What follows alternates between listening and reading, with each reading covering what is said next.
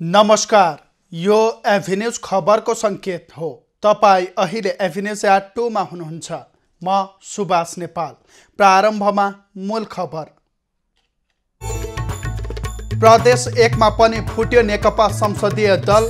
शेरधन ब्राईलाई हटाएर भीम आचार्य नेता चयन।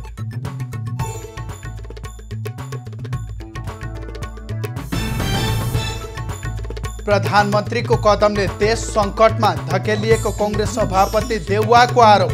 अदालत प्रभावित हुने आन्दोलन कङ्ग्रेसले नगर्ने। शुक्रबारदेखि सुरु हुने हिउँदे अधिवेशनको तयारी पुरा। अधिवेशनका लागि राष्ट्रिय सभा सदस्यको स्वाप सङ्कलन।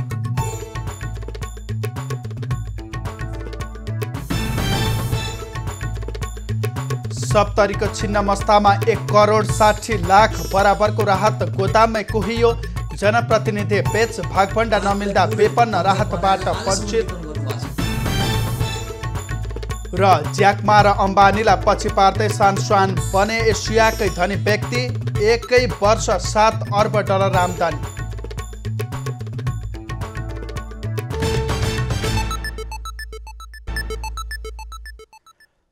अब खबरको सिलसिला प्रारम्भ गरौँ नेकपा विभाजन सम्बन्धी प्रसङ्गबाट। प्रदेश 1 को नेकपा संसदीय दल आजबाट औपचारिक रूपमा विभाजन भएको छ। दाहाल नेपाल पक्षले मुख्यमन्त्री एवं संसदीय दलका नेता शेरधन राईलाई हटाउँदै भीम आचार्यलाई नेता चयन गरेको हो।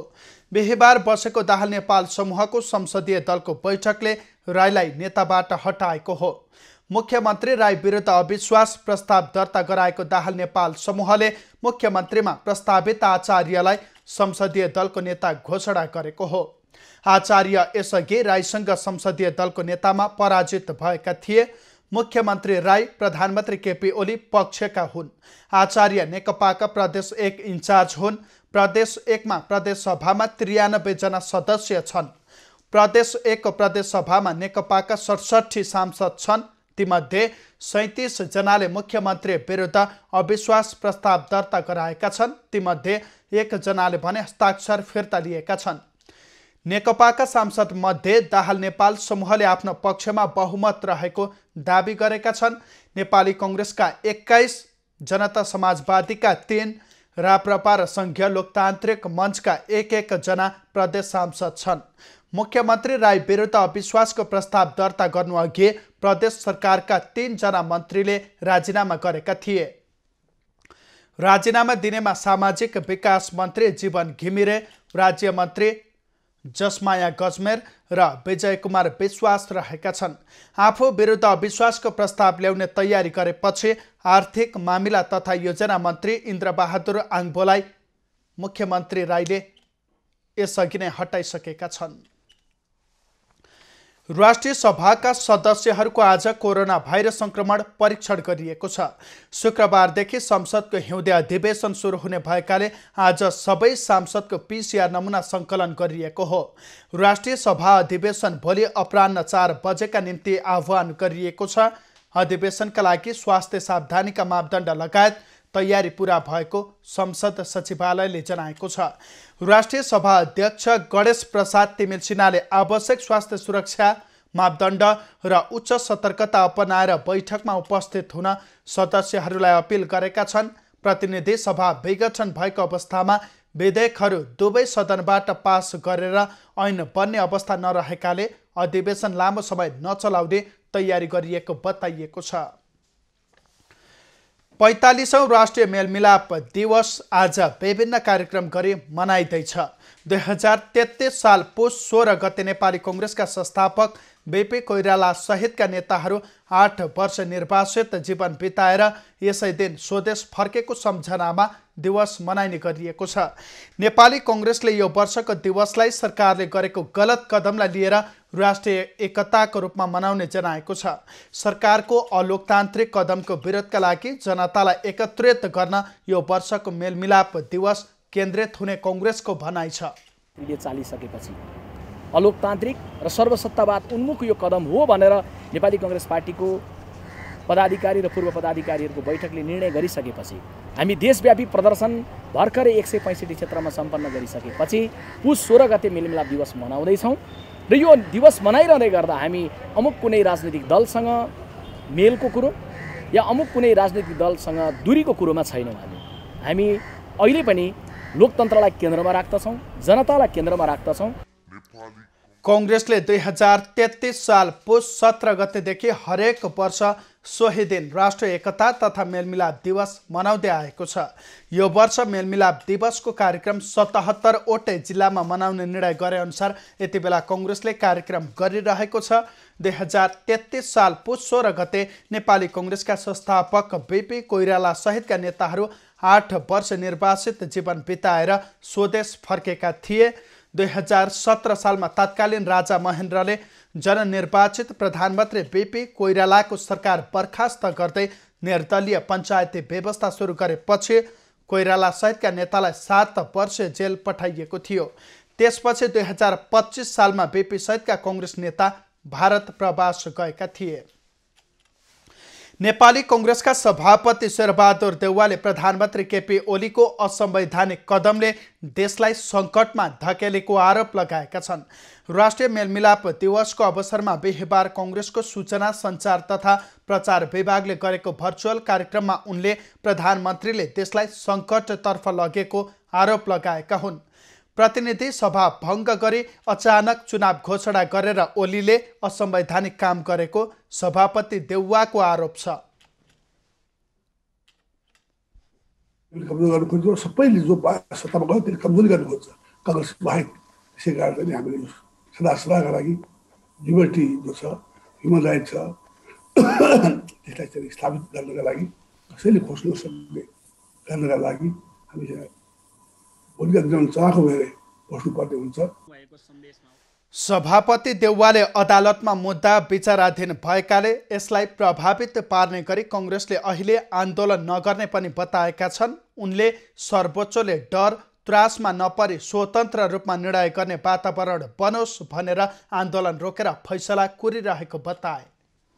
यसो गर भनेर आन्दोलन धम्क्याएर आन्दोलनको नाममा या अरू घोषणाको नाममा हामीले गर्यो भनेदेखिलाई भोलि आज कुरा होइन, भोलि कुनै पनि सरकारले कुनै पनि अदालतले कुनै पार्टीको कुरा भयो भने आन्दोलन हुने, कसैको खिलाफमा निर्णयमा पनि त्यो आन्दोलन हुने गर्ने हो भनेदेखि त यो चाहिँ पनि एउटा चाहिँ गलत प्रेसिडेन्स गलत चाहिँ हुनसक्छ भन्ने हिसाबले हामी चाहिँ सोची विचार गर्न चाहिँ हामीले यो असंवैधानिक कदम हो।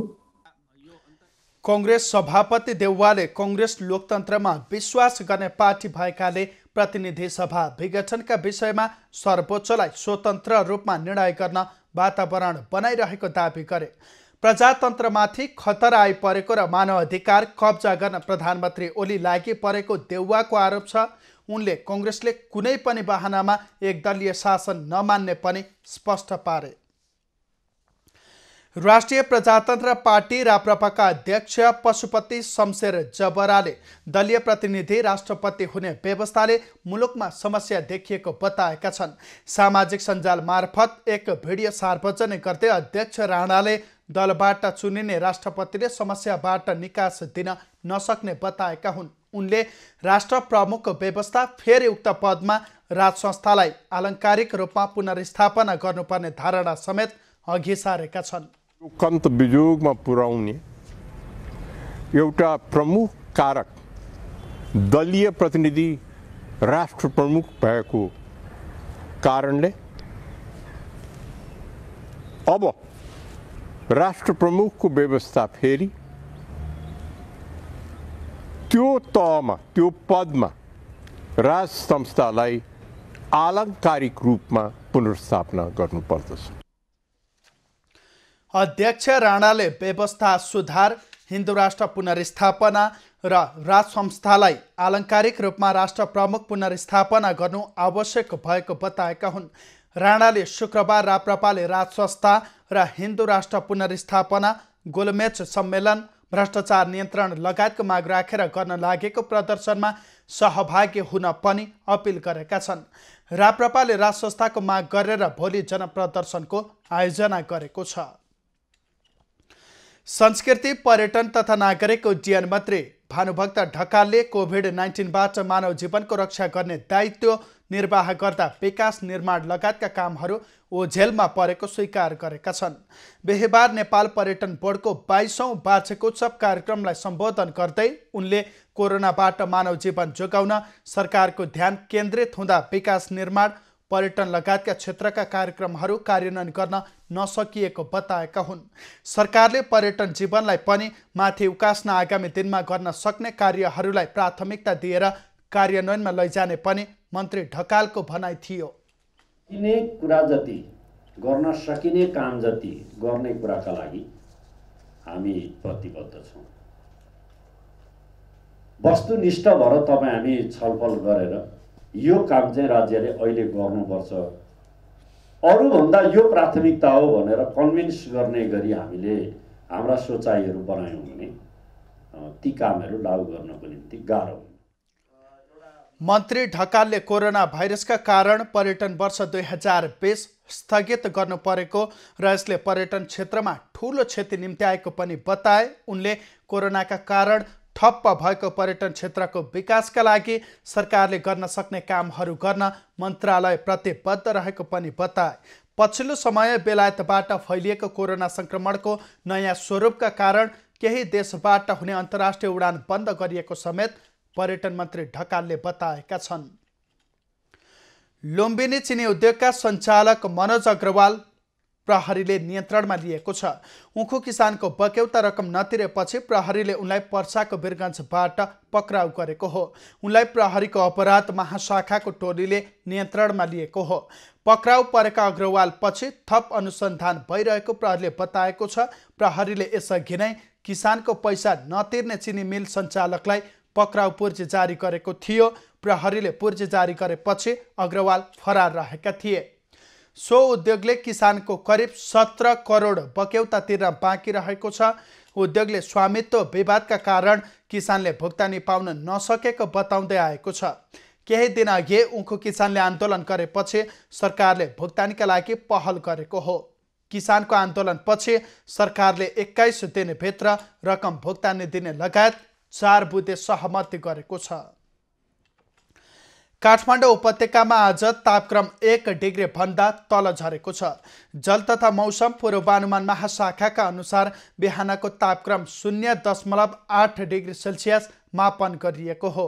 यो न्यूनतम तापक्रम अहिलेसम्मकै सबैभन्दा कम भएको महाशाखाले बताएको छ। बिहान पौने 6 बजे मापन गर्दा काठमाडौँको न्यूनतम तापक्रम 1.2 डिग्री सेल्सियस रहेकोमा पौने 9 बजे झन घटेर 0.8 डिग्री सेल्सियस मापन गरिएको हो। यसअघि गत मङ्गलबार काठमाडौँमा सबैभन्दा कम तापक्रम 1.1 डिग्री मापन गरिएको थियो। मौसम पूर्वानुमान महाशाखाले अझै केही दिन चिसो बढ्ने क्रम जारी रहने बताएको छ। तापक्रम चिसो रहिरहने तथा तराई र पहाडी क्षेत्रका केही स्थानमा बिहानी पख हुस्सो र कुहिरोको कारणले वायुको पारदर्शितामा कमी हुन गई सडक तथा हवाई यातायात प्रभावित हुन सक्ने महाशाखाले जनाएको छ। चिसोको समयमा कोरोना भाइरस संक्रमणको सम्भावना बढी भएकाले सतर्कता अपनाउन चिकित्सकहरूले पनि आग्रह गरेका छन्। ललितपुर जिल्लाको दक्षिणमा अवस्थित हरिसिद्धिमा योमरी पूर्णिमाको दिन हरिसिद्धिको नाच नचाइयो। प्राचीन ऐतिहासिक थल हरिसिद्धि मन्दिर प्राङ्गणमा वर्षको 2 पटक सो नाच नचाउने परम्परा रहेको छ।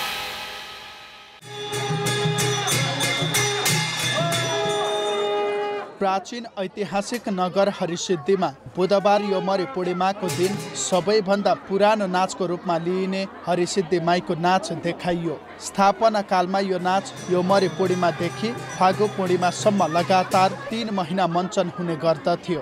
राजा अमर मल्लका पालादेखि सो नाचलाई 16 घण्टामा सम्पन्न गर्ने गरिएको किंवदन्तीमा उल्लेख गरिएको छ। नाचको प्रारम्भमा अष्टमातृकाको 4 जोडी र राजा विक्रमादित्यको 1 जोडी समेतको नाच प्रस्तुत गरिएको थियो।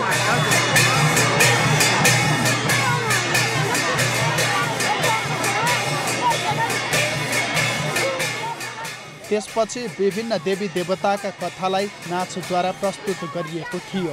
यी दृश्य देखाए लगत्तै आरण्य काण्ड र किष्किन्धा काण्डमा आधारित रामायणको बाली वधसम्मको कथासार संक्षेपमा देखाइयो। पौराणिक देव भाषा तथा सङ्गीत सहित प्रस्तुत गरिएको नाचको मूलसार भनेकै बाली वध हो। यस दिन उल्लेख्य सङ्ख्यामा नाच अवधिभर व्रतालुहरू व्रत बसेका थिए।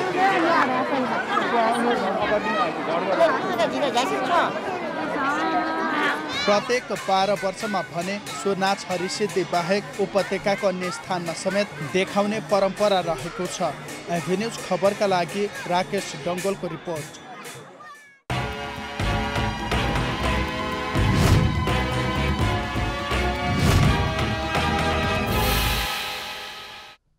कोरोना प्रभावितका लागि सप्तरीको छिन्नमस्ता गाउँपालिकाले खरिद गरेको 1,60,00,000 रुपैयाँ बराबरको राहत सामग्री गोदाममै कुहिएको छ। गाउँपालिका अध्यक्ष, उपाध्यक्ष र वडाध्यक्षहरू बीच कुरा नमिल्दा 8,000 परिवार राहतबाट वञ्चित भएका छन्।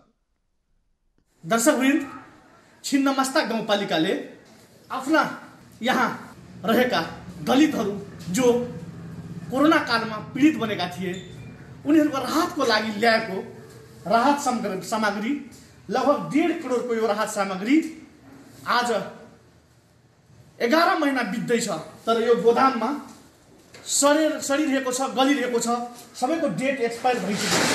यहाँ तेलका पोकाहरू, दर्शकवृन्द, यो तेलका पोका हो, चुहिरहेछ, तेलका पोकाहरू चुहिन थालेका छन्, सबै अस्तव्यस्त भइसकेको छ, तर अहिलेसम्म वितरण गरेको छैन।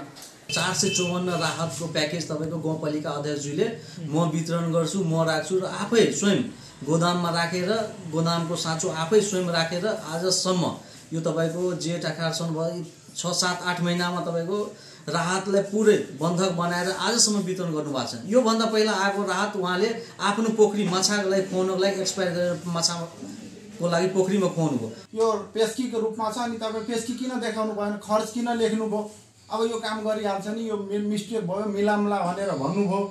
अब अहिलेसम्ममा कतिपटक यहाँको विभिन्न दलको व्यक्तिहरूले आइबिआई सार्वजनिकीकरण गर्नुहोस्, तपाईँको गाउँपालिकामा भ्रष्टाचार भएको छ सुनिरहेको छु। अहिलेसम्म यो गाउँपालिकाले आइबिआई सार्वजनिक गर्न सक्नु भएको छैन। किन वितरण गरेको छैन त्यो बारेमा हामीले यहाँका गाउँपालिका अध्यक्षलाई सोद्धाखेरि आपसी विवाद र कलहका कारण यो 1.5 करोडको राहत अस्तव्यस्त भएका छन्, यो गोदाममा सडेका छन्। लकडाउन भयो यता खरिद गरिएको यो 1.5 करोडको करिब 8,000 परिवारको लागि खरिद गरिएको यो दाल, चामल, भुजा, नुन, तेल लगायतका सामग्रीहरू त्यसै खेर गएका छन्। ये राहत ने बांटे देखिए गौपालिका अध्यक्ष या यहाँ के 500 बोरा चाउर देने चाहिए, हजार बोरा चाउर देने चाहिए, तो ये चावल पर कौन जाने अच्छी है ना कौन ने एक नाटक करने चाहिए। ये एक बदनाम करे के बात चाहिए, गौपालिका अध्यक्ष के बदनाम करे वाला बात चाहिए। यसको कुनै लेखा जोखा छैन, तर यस सम्बन्धमा जसरी तदारुकताका साथ गहन जिम्मेवारी बोकेर आएका जनप्रतिनिधिहरू यहाँ गाउँपालिकाका अध्यक्षले पहल गर्नु पर्थ्यो। उहाँकै कारण आज यो गति भोग्न बाध्य छन् र यी सामग्रीहरू यहाँ डेट एक्सपायर भएर गुज्रिरहेको अवस्था छ। एभी न्युज खबरका लागि बैद्यनाथ यादव, छिन्नमस्ता, सप्तरी। पर्यटनका लागि बर्दिया राष्ट्रिय निकुञ्जलाई गन्तव्यको रूपमा लिइन्छ, तर आजभोलि तिनै संरक्षित वन्यजन्तुबाट बर्दिया राजापुरका बासिन्दा आक्रान्त भएका छन्। केही दिनदेखि लगातार पार्टी बाघले बर्दियाको राजापुर नगरपालिकाका विभिन्न स्थानमा चौपायालाई आक्रमण गरी मार्न थालेपछि स्थानीय त्रसित भएका छन्। बाघले खैरी चन्दनपुर, लालपुर, पहाडीपुर र भरतपुरका गोठमा बाँधेको चौपाया र चराउन लगेका चौपाया आक्रमण गरी मार्न थालेको हो। पहिलो दिन एउटै गोठबाट 4 गोरु र 1 गाई मारेको बाघले विभिन्न ठाउँमा गरी 9वटा घरपालुवा जनावर मारिसकेको छ। दिनहुँ बाघ पल्किएपछि स्थानीय त्रसित भइरहेका छन्। अहिलेको बाघको जुन घर घरमा आउन थाल्यो सर, अब गोठैबाट लिएर जान थाल्यो, त्यसले गर्दा हामी धेरै त्रसित छौँ। जनता सब त्रसित छौँ। पहिला चाहिँ अब उता जङ्गलतिर थियो भन्ने कुरो मात्रै सुनिन्थ्यो, अब गाउँमा आएर त्रसित छ। अब बिहान पुगेर के अरे क्याम्पस जानेहरू, ट्युसन पढ्न जानेलाई, बालबच्चालाई, स्कुल विद्यार्थीलाई पनि गाह्रो छ सर। निकुञ्ज क्षेत्रभन्दा बाहिरको बस्तीमा आएर दिनहुँ जसो बाघले सताएपछि स्थानीयलाई हिँडडुल गर्न समेत अप्ठ्यारो भएको छ। बाघले मान्छेलाई आक्रमण गरी मारेको घटना सेलाउन नपाउँदै मानव बस्तीमा नै दिनहुँ आउन थालेपछि स्थानीयको दिनचर्या नै बिग्रिएको छ। बाघ आउने डरले स्थानीय साँझमै ढोका थुनेर घरभित्र बस्न बाध्य भएका छन्। निकुञ्जलाई उनीहरूले बाघको व्यवस्थापन गरेर भयरहित वातावरण बनाउन आग्रह गरेका छन्। बाघ आएर यो गोठमा 4वटा गोरु एउटा ब्याउने गाई बाँधेका अवस्थामा जङ्गली बाघ आएर मारिदियो। अनि फेरि बिहान अर्को दिन 9 बजे राति नै आएर पुरेको ठाउँमा र घरको छेउछाउमा हिँडेर गएछ। त्यसपछि नदीतिर लागेर उता फेरि तलतिर अर्को घरमा त्यहाँ एउटा गाई अनि बाछी त्यहाँ मारेछ। बाघकै आक्रमणबाट 5 जना मान्छेको ज्यान गइसकेको घटना सेलाउन नपाउँदै निकुञ्ज क्षेत्रभन्दा बाहिर नै बस्तीमा पाटी बाघ दिनहुँ आउन थालेपछि प्रशासनले पनि यसमा चासो देखाएको छ। बाघ नियन्त्रणका लागि वनसँग समन्वयन भइरहेको जिल्ला प्रशासन कार्यालयले जनाएको छ। यो चाहिँ बाट हाम्रा सर्वसाधारण नागरिकहरूलाई कसरी सुरक्षित राख्ने भनेर हामी जिल्लाको सबै सुरक्षा निकाय जिल्ला वन कार्यालयको पदाधिकारीहरूले पनि यो क्षेत्रको अनुगमन गरेका छौँ। उहाँहरूलाई क्षतिपूर्ति दिने विषय एउटा भयो भने अर्को त्यो बाघलाई जङ्गलमै बस्ने र यो बस्तीमा नआउनको लागि पहिलो त उसको ह्याबिट्याट संरक्षण गर्ने सम्बन्धमा सचेतना फैलाउने विषय छ। दक्षिणतिर भारतको कतरनिया वन्यजन्तु आरक्षण र उत्तरतर्फ बर्दिया राष्ट्रिय निकुञ्ज मध्यवर्ती क्षेत्रभन्दा बाहिर बसोबास गर्ने राजापुरमा मानव वन्यजन्तु बीचको द्वन्द्व दिन प्रतिदिन बढ्दै जानु चिन्ताको विषय भएको छ। पछिल्लो तथ्याङ्क अनुसार बर्दियामा 87 पाटी बाघ छन्। पछिल्लो गणनामा बर्दियामा 37वटा पाटी बाघ बढेका थिए। दुर्गा आचार्य, बर्दिया। खबरको सिलसिला अझै जारी छ, हामीसँगै रहनुहोला। अब बाँकी खबर। सिँचाइ सुविधाको अभावमा पर्याप्त अन्नबाली उत्पादन गर्न नसकेर वर्षेनी किसानले समस्या भोग्दै आएपछि सिन्धुलीको कमलामाई स्थित धमिले फाँटमा नहर निर्माण हुने भएको छ। धमिले खोलाको बाढीले वर्षेनी बाँध भत्काउँदा किसानलाई परेको समस्यालाई ध्यानमा राखेर नहर निर्माण कार्य अघि बढाइएको हो। समादरणीय दर्शकहरू, यो सिन्धुली जिल्लाको कमलामाई नगरपालिका वडा नम्बर 11 को यो धमिले खोला हो। हामी पृष्ठभूमिमा देखिरहेका छौँ। यो धमिले खोलालाई मुहान गराएर यो खास गरिकन कमलामाई नगरपालिकाको धमिले फाँट सिँचाइ आयोजना सञ्चालन गर्नुको निम्ति यो शिलान्यास कार्यक्रम अहिले सम्पन्न भएको छ। र खास गरिकन पछिल्लो समयमा बागमती प्रदेश सरकार र सिँचाइ विकास डिभिजन सिन्धुलीको यो संयोजनमा सिन्धुली जिल्लाका विभिन्न स्थानहरूमा सिँचाइ सुविधा पुर्याउनको निम्ति अहिले विभिन्न ठाउँहरूमा यो आयोजनाहरूको शिलान्यास गरिएको छ। र हामी यहाँ प्रत्यक्ष देख्न सक्छौँ स्थानीय बासिन्दाहरू आफ्ना यो सिँचाइ सुविधा पर्याप्त ढङ्गले पुग्न नसकेका फाँटहरूमा सिँचाइ सुविधा पुग्ने भएपछि अहिले खुसियाली मनाएका छन्। नहरबाट पानी सञ्चालन गर्न अलिक कठिनाइ थियो। अबको परिस्थिति अब यो शिलान्यास पश्चात यो पुनर्निर्माण सम्पन्न भइसकेपछि त्यसले राम्रो खालको चाहिँ कृषकहरूलाई हुने उत्पादन र अर्को कुरा काम गर्न पनि यो सहज बन्छ। अन्नबालीहरू अलि हामीले भने जस्तो खालको सिजन अनुसारको लाउन पाउँछौँ भन्ने हामीलाई पूर्ण विश्वास छ। त्यसैले सकेसम्म जीवन चल्ने माटोको कुलोलाई प्राथमिकता दिने हो। तपाईँहरू ढुक्क भएर नबस्नु होला। यो फेरि जान्छ, फेरि कसले गर्ने? तपाईँहरू त भाग्यमानी हो। एकचोटि 48 सालमा चाहिँ यो कुलो बन्यो, नेपाल सरकारले सहयोग गरेको थियो, फेरि अहिले त्यो सहयोग आयो। नेपाल सरकारले लगानी गरेको सेक्टर सिँचाइ आयोजनाको कार्यक्रम अन्तर्गत भन्नुभयो, त्यो मलाई पनि थाहा छ। त्यतिखेर यहाँ सयन्द्र लगायतको निर्माण व्यवसायी साथीहरूले काम पनि गर्नुभयो। मलाई त ठेक्का पनि दिएर उपभोक्ता समिति मार्फत काम भएको थियो। र त्यही कुलोलाई अहिले फेरि थप हामीले निर्माण गर्नुपर्ने र यसलाई चाहिँ व्यवस्थित गर्नुपर्ने आवश्यकता महसुस भइरहेको थियो। यो 3 करोड करिब 13 लाखको लागतमा करिब यो 100 हेक्टर जमिनलाई सिँचाइ सुविधा पुर्याउनको निम्ति यो सिँचाइ आयोजना शिलान्यास गरिएको छ। र छिटोभन्दा छिटो यो सिँचाइ आयोजनालाई सम्पन्न गरेर अन्न बालीहरूलाई उत्पादन गर्ने र तरकारी बालीहरू उत्पादन गर्ने र स्थानीय बासिन्दाहरूको आर्थिक तथा सामाजिक क्रियाकलापमा एउटा परिवर्तन ल्याउनको निम्ति एउटा सिँचाइ नहर निर्माणको सुरुवात गरिएको छ र बागमती प्रदेश सरकार र सिँचाइ विकास डिभिजन सिन्धुलीको संयोजनमा सिन्धुली जिल्लाका विभिन्न स्थानहरूमा भइरहेका यस्ता गतिविधिहरूले सिन्धुली जिल्लाका किसानहरूलाई प्रत्यक्ष फाइदा पुर्याउने देखिएको छ। एबी न्युज खबरका लागि शङ्कर कार्की, सिन्धुलीमाडी। कञ्चनपुरका माछा पालक किसानले सरकारी निकायबाट सहयोग नपाएको गुनासो गरेका छन्। शुक्लाफाटा नगरपालिकाका माछा पालन गर्दै आएका किसानले नदी कटान लगायतका कारण अपेक्षा गरे अनुसार लाभ उठाउन नसकेका हुन्। माछा पालन व्यवसायमा लागेका कञ्चनपुरको शुक्लाफाटा 9 सिसैयाका 20 वर्षीय किरण कुमार भट्ट नदी कटानका कारण समस्या भोग्दै आएका छन्। राम्रो सम्भावना देखेर व्यावसायिक रूपमा माछा पालनसँगै कृषि पेसामा लागे पनि माछा पोखरी छेउमा रहेको नदीका कारण भट्ट आफ्नो व्यवसाय विस्तार गर्ने योजना थाँती राख्न बाध्य छन्। 10 कट्ठा जमिनमा 4 वटा पोखरी निर्माण गरेर व्यवसाय गरिरहेका भट्टले माछा पालनलाई नै पूर्णकालीन पेसाका रूपमा अगाल्दै आएका छन्। नदीमा तटबन्धको प्रबन्ध भए बाँकी 3 बिघा जमिन र थप जमिन भाडामा लिएर व्यवसाय विस्तार गर्ने उनको योजना छ।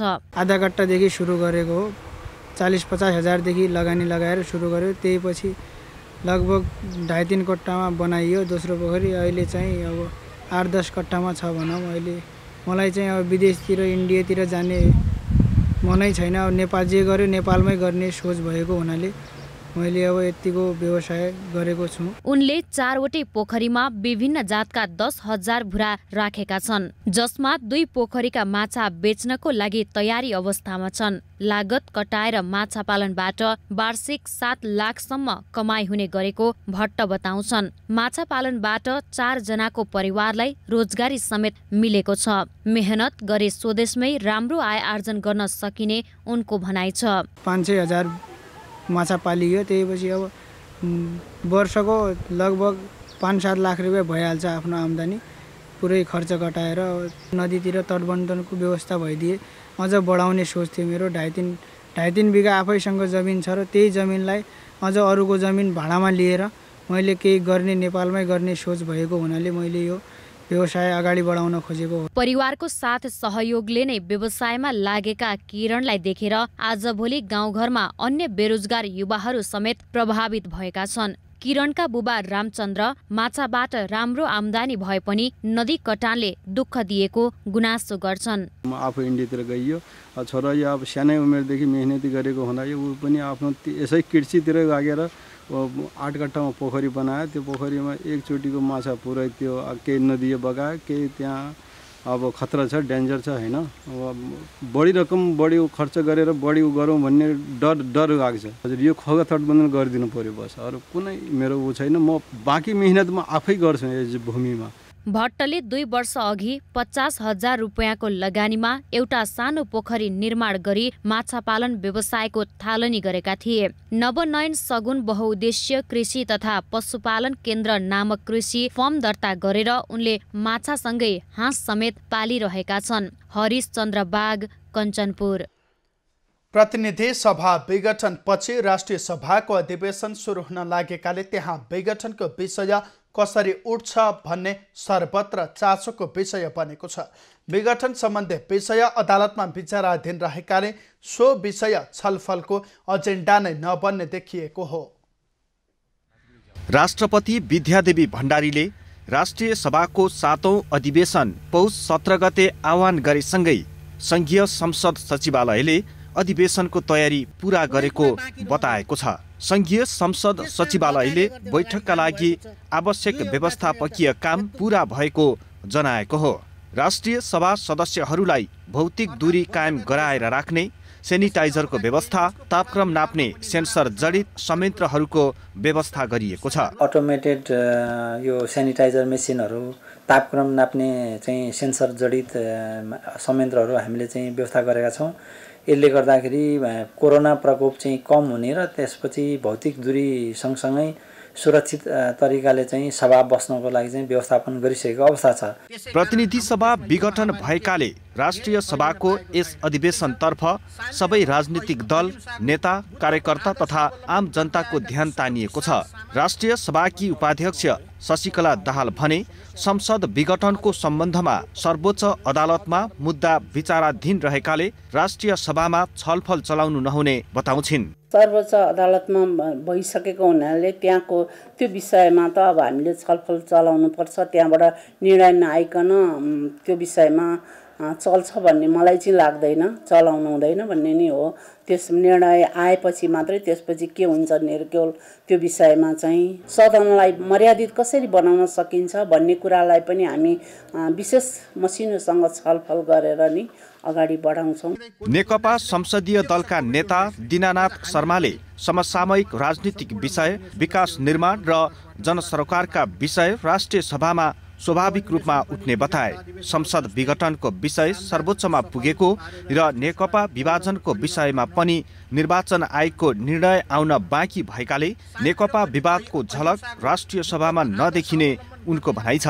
स्वाभाविक रूपले जसरी पार्टीमा चाहिँ अब एउटा विभाजन बनेको छ, यद्यपि अब यो चाहिँ कुन दल के कस्तो, यसको चाहिँ हैसियत के हुने, स्ट्याटस के हुने भन्ने कुराहरू निर्वाचन आयोगले निर्णय नगर्दासम्म र सर्वोच्च अदालतले निर्णय नगर्दासम्म त्यस्तो किसिमको स्थिति केही पनि हुँदैन।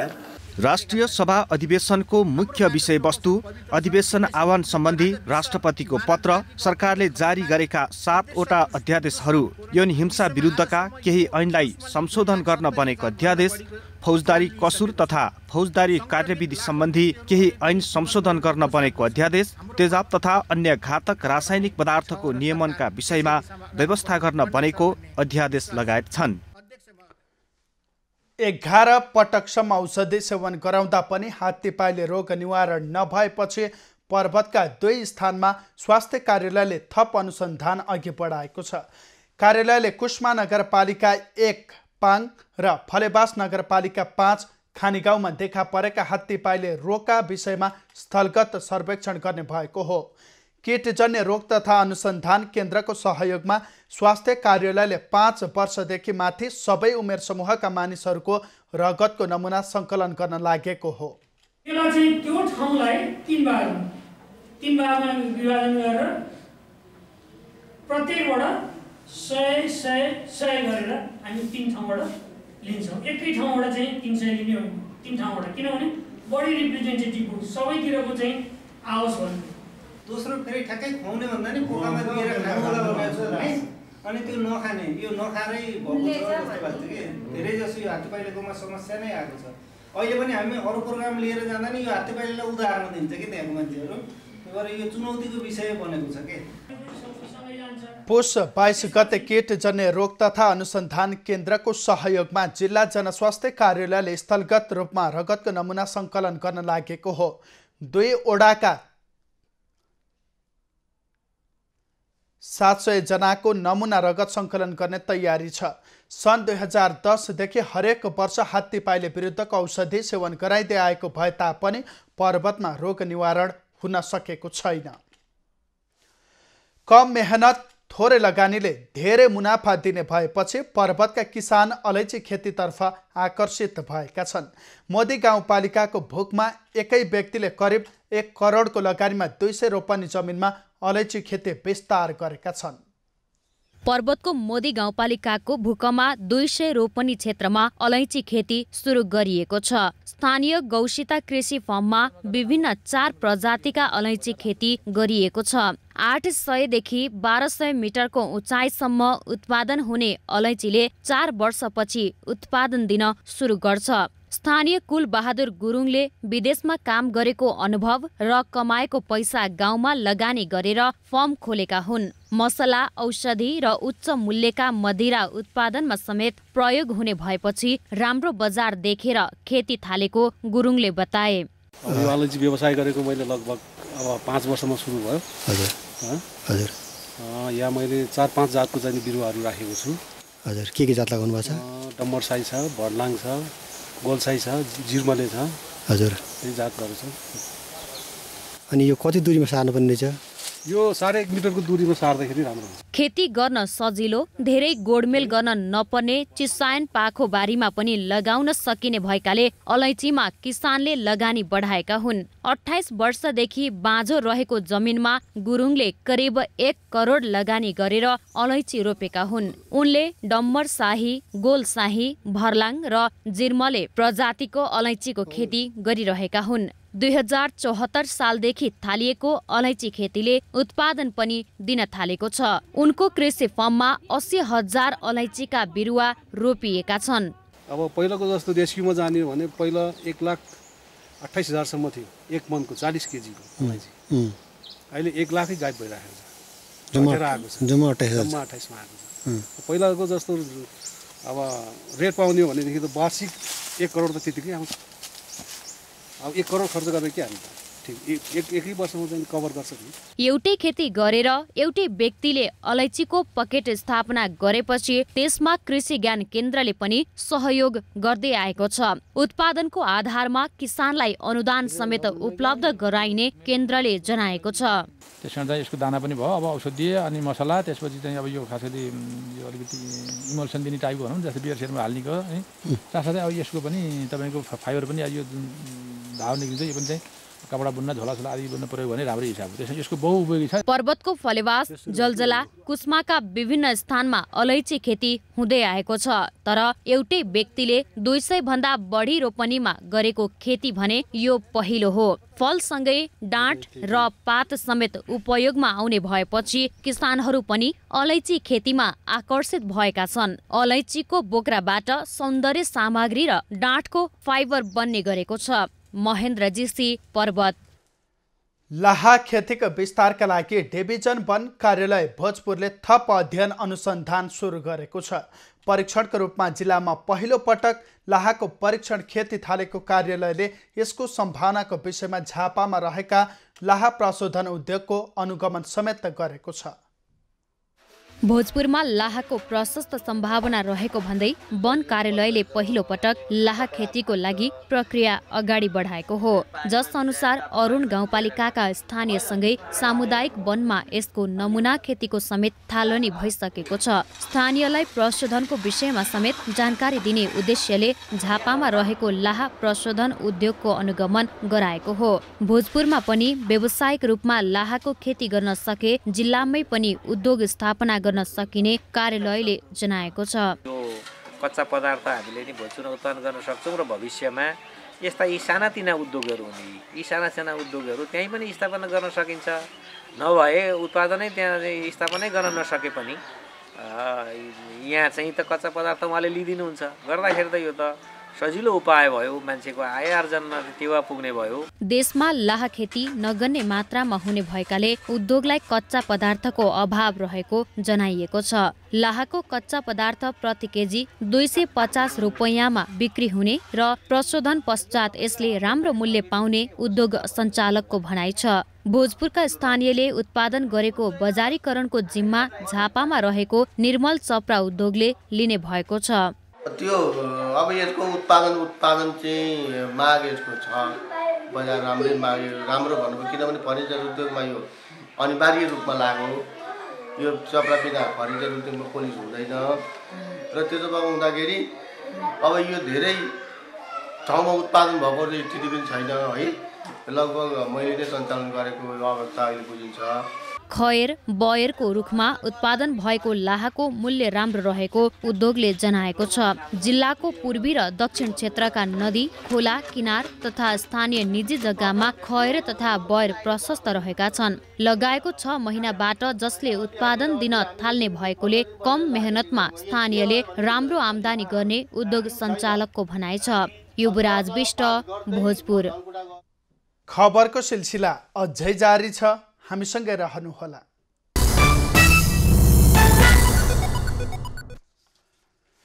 प्रधानमन्त्री कप महिला क्रिकेट प्रतियोगितामा बिहिबार समूह बेका 2वटा खेल हुँदैछन्। दाङको लमहीमा पहिलो खेल बागमती प्रदेश र सुदूरपश्चिम प्रदेश बीच प्रतिस्पर्धा हुनेछ। दोस्रो खेलमा गण्डकी प्रदेश र प्रदेश नम्बर 1 बीच प्रतिस्पर्धा हुने बताइएको छ। प्रदेश नम्बर 1 प्रधानमन्त्री कप महिला क्रिकेटको सेमिफाइनलमा पुगिसकेको छ। बुधबारको खेलमा सुदूरपश्चिम प्रदेशलाई 5 विकेटले हराएर प्रदेश 1 अन्तिम 4मा पुगेको हो।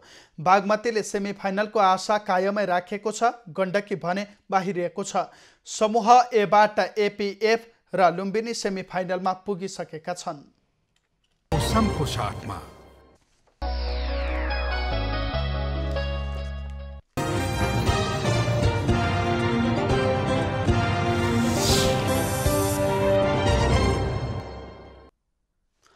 यति बेला प्रदेश 1 मा आंशिक बदली, लुम्बिनी, सुदूरपश्चिम र कर्णाली प्रदेशमा आंशिकदेखि सामान्य बदली भएको जल तथा मौसम पूर्वानुमान महाशाखाले जनाएको छ।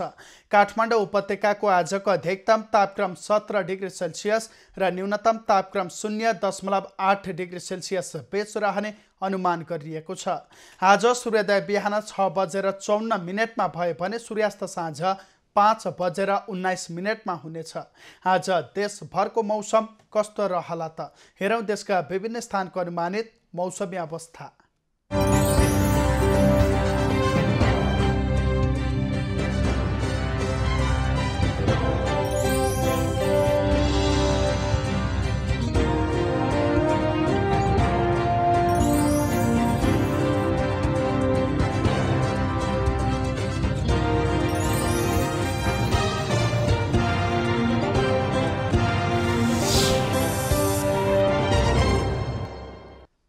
अहिलेलाई खबरको क्रम यति नै। एभेन्यूज खबरका यी सहित अन्य विस्तृत खबरका लागि www.avenews.tv लगअन गर्न सक्नुहुनेछ।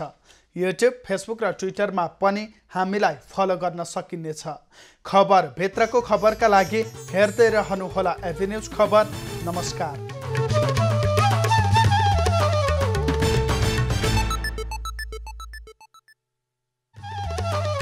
एभेन्यूज एट 2 को साथमा नेपालकै सबैभन्दा ठुलो